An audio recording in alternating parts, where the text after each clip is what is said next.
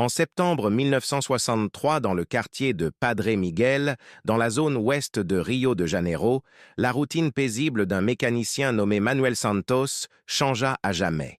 Âgé de 42 ans, il était connu de tous comme un homme travailleur et honnête, qui maintenait sa famille unie et vivait de son métier. L'atelier qu'il avait monté devant sa maison était un lieu de rencontre du quartier, un endroit où les voisins discutaient et se faisaient de confiance. Mais cet après-midi-là, un événement inattendu survint, un événement qui allait transformer à jamais l'histoire de cette communauté simple, jusque-là marquée par les difficultés mais aussi par la solidarité. Padre Miguel, en 1963, était un quartier ouvrier typique. Des rues en terre battue, des maisons modestes, des commerces locaux et des travailleurs affrontant le quotidien avec dignité. Manuel, venu de l'intérieur de Minas Gerais en 1955, avait construit sa vie là, aux côtés de son épouse Conceição et de leurs 3 enfants, João, Maria et Pedro, le cadet âgé de 6 ans. Malgré les difficultés, c'était un homme au tempérament calme, reconnu pour son honnêteté et pour ne jamais se mêler d'ennuis. Mais une bande menée par Zé Pequeno avait déjà instauré la peur dans la communauté, pratiquant extorsion, menaces et violences que Manuel refusait d'accepter. La bande de Zé Pequeno dominait les rues de Padre Miguel d'une main de fer. Lui et ses 5 acolytes, Ratão, Careca, Boca, Nego et Fininho, contrôlaient le jeu de hasard, illégal, la prostitution et le trafic local de marijuana. Ils extorquaient les commerçants, menaçant ceux qui refusaient de payer la taxe de protection. La peur était visible. Ceux qui disaient non subissaient des dégradations ou des agressions. La police, bien que consciente, gardait ses distances. Le commissaire Dr Antonio Farias, malgré les plaintes, agissait avec indifférence, invoquant le manque de preuves et traitant le problème comme une affaire de communauté. Pour lui, c'était un mal de tête qui ne méritait pas son effort. Manuel avait toujours refusé de céder aux exigences de la bande. « Je travaille honnêtement, je ne dois rien aux bandits », disait-il souvent quand les hommes de main venaient réclamer de l'argent. Son atelier était l'un des rares à résister à la pression, ce qui exaspérait profondément Zé Pequeno. L'atmosphère se détériorait peu à peu, avec des menaces qui devenaient plus visibles. Pneus crevés sur les voitures, vitres brisées à l'atelier, clients effrayés qui évitaient de venir. Manuel rapportait tout au commissariat, mais le commissaire répétait toujours la même réponse. Sans flagrant délit, il n'y a rien à faire. Cette impuissance frustrait le mécanicien, qui voyait sa famille et son travail menacés, sans personne pour les protéger. Dans la seconde quinzaine de septembre, la tension monta d'un cran. Ratão et Fininho commencèrent à rôder autour de la maison de Manuel, laissant clairement entendre que la patience de la bande était à bout. Des commentaires menaçants sur son épouse. Conceição commencèrent à circuler, faits de manière cruelle et explicite, comme une forme d'intimidation. « Ta femme est trop jolie pour traîner dans le coin », disait Ratão un après-midi, le regard mauvais. Le sentiment d'insécurité s'empara de Manuel et Conceição, qui ne pouvaient plus vivre en paix. La peur grandissait chaque jour, mais la police restait inactive, rejetant toute plainte officielle sous de vaines excuses. C'était une matinée ordinaire, le 15 septembre 1963, quand tout changea. Manuel se réveilla avec un mauvais pressentiment, une inquiétude inexplicable. Le poids des menaces et de la violence latente semblait plus fort ce jour-là, comme un avertissement silencieux de ce qui allait arriver. Il ouvrit l'atelier tôt, comme toujours, et tenta de se concentrer sur son travail. Vers 10 heures, sa fille Maria arriva en pleurs et effrayée, annonçant le pire. Son frère Pedro, âgé de seulement 6 ans, avait été enlevé par 3 hommes de la bande à la porte de l'école. Le désespoir s'empara immédiatement de Manuel, mêlé à une profonde sensation que sa vie ne serait plus jamais la même. Le silence de l'atelier fut brisé par les pleurs angoissés de Maria, tandis que Manuel essayait de maîtriser sa respiration pour ne pas perdre le contrôle. Le petit Pedro, le plus jeune de la famille, avait été emporté sans que personne ne puisse l'en empêcher. La bande avait franchi une ligne qui ne pouvait plus être ignorée. L'exigence était claire. 500 cruzeiro avant 6 heures du soir, une somme élevée pour un mécanicien qui avait du mal à faire vivre sa famille. Mais Manuel savait que ce n'était pas qu'une question d'argent. C'était une humiliation publique, une provocation pour briser sa résistance. Il devait agir vite, avant qu'il ne soit trop tard. Manuel ferma l'atelier, son visage était dur, immobile, avec une froideur que personne dans le voisinage ne lui connaissait jusque-là. En arrivant chez lui, il trouva Conceição en larmes, entouré de voisins solidaires, mais rien de tout cela ne lui apportait de réconfort. C'était un moment qu'aucun père ne voudrait vivre. La peur réelle de perdre un enfant. La colère mêlée au désespoir le poussa à prendre une décision définitive. Conceição, avec les enfants, devait se réfugier chez sa sœur. Manuel devait agir seul. L'homme paisible que tout le monde connaissait était sur le point de disparaître, laissant place à un homme animé par la fureur et la volonté de justice, par tous les moyens nécessaires. Dans la chambre, Manuel ouvrit un vieux coffre où il gardait des souvenirs de son temps dans l'armée. Ce passé, qui jusque-là semblait lointain, refit surface avec force. Dans le coffre se trouvait un pistolet .45 qu'il avait emprunté au quartier, un couteau de combat et plusieurs munitions. Il prit tout avec des mains fermes, presque mécaniques, comme si la tension ne lui permettait pas d'hésiter. Il savait que le chemin serait dangereux, mais le désespoir l'emportait. Pedro était entre les mains de la bande et il ne faisait confiance à personne pour régler le problème. Il était clair pour Manuel que la police, comme d'habitude, ne ferait rien. C'était lui qui devait prendre les rênes de la situation.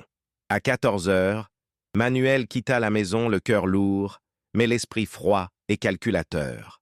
La première étape fut la boulangerie de M. Joachim, un homme connu pour être au courant des rumeurs et des habitudes de la bande. Joachim n'hésita pas en voyant la détermination du mécanicien. Il lui donna des informations importantes sur la cachette où Pedro était retenu et les routines des criminels. Manuel absorbait chaque détail comme une mission militaire, passant mentalement en revue chaque itinéraire de fuite, chaque angle mort, chaque nombre d'hommes et leurs horaires. Ce qui semblait être un père désespéré aux yeux de la communauté était un homme sur le point d'exécuter une action minutieusement planifiée, dans le but de sauver son fils et de mettre fin au règne de terreur de la bande. Manuel passa les heures suivantes à effectuer ce qu'on pourrait appeler une reconnaissance tactique. Il observa la maison abandonnée à distance, écoutant les pleurs de son fils et identifiant les mouvements des deux gardes. La construction, vieille et délabrée, avait des fenêtres cassées et des portes rouillées, le décor parfait pour cacher un enlèvement. L'odeur de moisis et d'ordures accumulées envahissait l'air de la rue, tandis que la lumière du soleil commençait à faiblir, annonçant la fin de l'après-midi. Manuel savait qu'il avait peu de temps. Les minutes semblaient éternelles, mais il devait attendre le bon moment pour agir. La tension qu'il ressentait était palpable, mêlant peur et colère, un mélange qui le rendait attentif à chaque bruit ou mouvement venant de la maison. À 17h45, il décida qu'il ne pouvait plus attendre. Il entra dans la bâtisse par l'arrière, se déplaçant avec la précision de quelqu'un qui avait été entraîné pour cela. Raton était de dos, distrait, fumant une cigarette et provoquant Pedro. La scène resta figée un instant dans l'esprit de Manuel. Le son de la voix de cet homme se moquant de son fils était insupportable. D'un mouvement rapide et silencieux, il trancha la gorge de Raton, qui n'eut même pas le temps de réagir. Le sang éclaboussa le mur sale et le silence revint dans la maison. Le second gardien, Fininho, tenta de réagir, mais une balle bien placée dans la poitrine le fit tomber avant même qu'il ne puisse émettre un son. Manuel dénoua rapidement son fils, qui pleurait encore, mais le père savait que ce n'était que le début. Pedro, encore un peu effrayé, fut instruit par son père de sortir en courant par l'arrière de la maison et d'aller directement chez la voisine Dona Francisca sans se retourner. Manuel resta derrière, déterminé à finir ce qu'il avait commencé. Il savait que cette nuit ne se terminerait pas tant que tous les membres de la bande ne seraient pas éliminés. Il fouilla alors les poches des deux hommes morts et trouva un papier avec des notes. Adresse, horaire de réunion, détail que seuls ceux qui faisaient partie de la bande pouvaient connaître. Cela lui donna une carte claire de ce qui l'attendait. Ce jour-là, Manuel n'agissait pas seulement comme un père, mais comme un homme en mission de justice personnelle. Avec les informations en main, Manuel se rendit à la pension où vivait Nego. Il connaissait la routine de l'homme. Il arrivait presque toujours en fin d'après-midi, rentrait chez lui pour dîner avant les réunions nocturnes. Il se cacha dans le couloir sombre et attendit. Quand Nego monta les escaliers, il fut surpris par Manuel, qui ne lui laissa aucune chance de défense. 2 coups de feu dans la poitrine, et le corps tomba en bas de l'escalier sans que personne à la pension ne s'en mêle. Cette nuit-là, le silence parla plus fort. Les voisins entendirent les coups de feu, mais personne ne sortit voir ce qui se passait. La réputation de la bande était en train d'être éteinte à sang-froid, mais la communauté n'avait ni le courage ni la volonté de dénoncer le responsable. Manuel savait qu'il restait encore 4 hommes, Zepequeno, Careca, Boca et Fininho. Il avait peu de temps pour agir et ne pouvait pas hésiter. Suivant les pistes, il alla chez Boca, qui vivait avec sa mère dans une maison simple près de l'église du quartier. Arrivé là, il frappa à la porte comme un client ordinaire. Donna Maria, la mère de Boca, ouvrit et avertit son fils.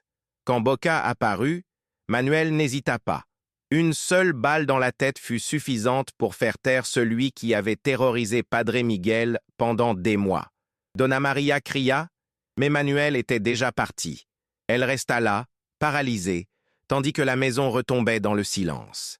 À ce stade, Manuel avait déjà éliminé la moitié de la bande et sa réputation commençait à se répandre, même silencieusement.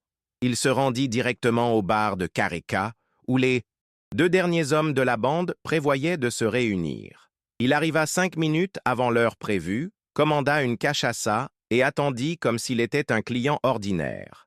L'atmosphère dans le bar était lourde, pleine de regards méfiants. Quand Zepequeno entra, il chercha ses complices, mais ne trouva que Careca. Manuel était là, assis au comptoir, observant tout avec un regard froid et attentif. Ce qui se passa ensuite fut une séquence rapide et violente que personne dans le voisinage n'oublia. Dès que Zepequeno et Careca comprirent qui était là, la tension dans le bar monta immédiatement. Manuel se leva lentement, laissant clairement entendre qu'il n'était plus un simple mécanicien paisible. Careca, sans réfléchir, attrapa une bouteille et la lança sur Manuel, qui fut touché au bras, ressentant une douleur intense, mais il garda le contrôle. La réponse fut rapide. 2 coups de feu précis, l'un dans Careca qui tomba en renversant des bouteilles et en brisant du verre sur le sol.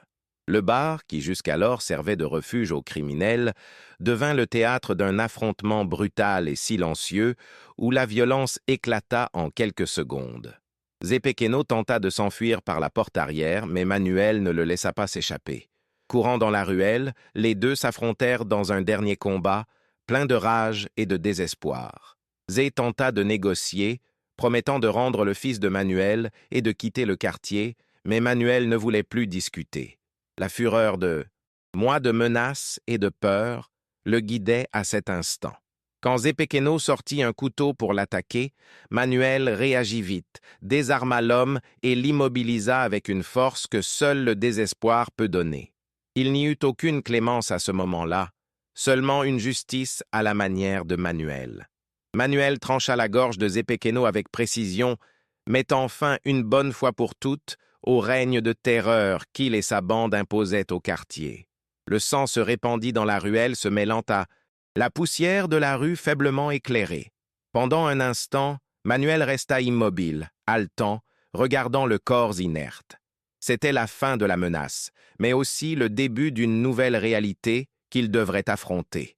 Il n'était plus seulement un mécanicien, c'était maintenant l'homme qui avait éliminé 6 personnes en quelques heures, un vengeur qui changerait à jamais l'histoire de la banlieue. En sortant de la ruelle, Manuel remarqua le silence étrange qui régnait dans la rue principale de Padre Miguel cette nuit-là. Les fenêtres s'ouvrirent lentement, et des ombres espionnaient par les fissures, observant cet homme qui, en quelques heures, avait transformé le quartier. Personne ne l'approcha ni n'appela la police. Tous comprenaient, même sans le dire, que c'était une réponse nécessaire à ce cycle de peur et de violence. La communauté semblait silencieuse, non par peur de Manuel, mais par respect et même gratitude pour ce qu'il avait fait. En arrivant chez lui, Manuel trouva Conceição Tenant, Pedro dans ses bras. Les yeux de la femme étaient rouges, marqués par les larmes et la fatigue. Le garçon, bien qu'effrayé, semblait plus en sécurité dans les bras de son père. Il y avait un mélange de soulagement et de tension dans l'air. Conceição ne posa aucune question sur ce qui s'était passé. Elle savait que ce n'était pas le moment pour des explications, seulement pour se protéger.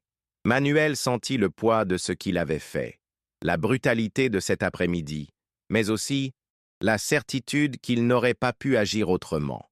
Il était désormais le protecteur de la famille d'une manière qu'il n'avait jamais imaginée. Au fil de la nuit, le silence du quartier contrastait avec le son lointain des sirènes qui commençaient enfin à se rapprocher. La police arrivait trop tard pour intervenir, mais encore à temps pour commencer à enquêter sur ce qui s'était passé. Manuel, cependant, resta ferme. Il savait que, face aux questions et aux regards méfiants, il devrait raconter sa version, une version que la communauté soutenait déjà en secret. Ce jour-là changerait à jamais la façon dont la justice serait perçue à Padre Miguel, non plus comme quelque chose de distant, mais comme une responsabilité personnelle. Le lendemain matin, le commissaire Dr Antonio Farias se rendit à l'atelier de Manuel pour recueillir son témoignage. Malgré le calme apparent du mécanicien, il y avait quelque chose dans ses yeux que le commissaire ne pouvait pas percer. Un mélange de fatigue, de résignation et d'une force silencieuse qui ne correspondait pas à un simple ouvrier. Manuel répéta la version convenue avec les voisins. Il était resté à la maison toute la journée pour s'occuper de sa famille, et son fils avait réussi à s'enfuir seul. Les témoins confirmèrent ses alibis et personne ne semblait vouloir contredire ce récit. Dr Farias comprit qu'il n'y aurait pas d'avancée dans l'enquête, non par manque d'intérêt, mais à cause de la protection silencieuse de la communauté. La conspiration du silence était palpable. Aucun habitant de Padre Miguel n'admettrait avoir vu ou entendu quoi que ce soit pouvant incriminer Manuel, même en sachant tout. C'était comme si cet homme, bien que responsable de la mort de 6 hommes, était aussi le seul capable d'assurer la paix pour eux. Le commissaire savait qu'il avait devant lui une affaire qui ne serait jamais résolue officiellement. La police savait que les morts étaient des criminels et que la justice officielle avait complètement échoué. À ce moment-là, la frontière entre légalité et justice populaire devint confuse et fragile, laissant tous dans une incertitude inquiétante. Au fil des semaines, la routine de Padre Miguel changea visiblement. Les petits commerces recommencèrent à fonctionner sans peur, les rues cessèrent d'être le théâtre d'intimidation et l'atmosphère tendue qui dominait le quartier commença à se dissiper. Manuel reprit l'ouverture de son atelier comme si de rien n'était, mais les regards de respect et de gratitude qu'il recevait montraient qu'il était devenu bien plus qu'un simple mécanicien. La communauté le voyait comme un symbole de résistance, une preuve que, en l'absence de l'État, il était possible de prendre les choses en main et de défendre ce qui était à soi. Cependant, tout n'était pas tranquille pour Manuel. Le poids émotionnel de cet après-midi, la violence et le fait d'avoir ôté la vie à 6 hommes laissèrent des marques profondes. La nuit, lorsque la maison se calmait enfin, il ressentait le poids de la solitude et du doute, se demandant s'il avait fait ce qu'il fallait, si les morts auraient pu être évitées. Mais il suffisait de regarder Conceição et les enfants pour trouver une raison d'avancer. Ce jour fatidique, il n'avait pas seulement sauvé Pedro, il avait aussi redonné espoir à toute une communauté. Des années plus tard, l'histoire de Manuel Santos circulait dans les environs de la banlieue carioca comme une légende urbaine. Mais pour ceux qui vivaient à Padre Miguel, c'était un souvenir réel, vivant et même douloureux.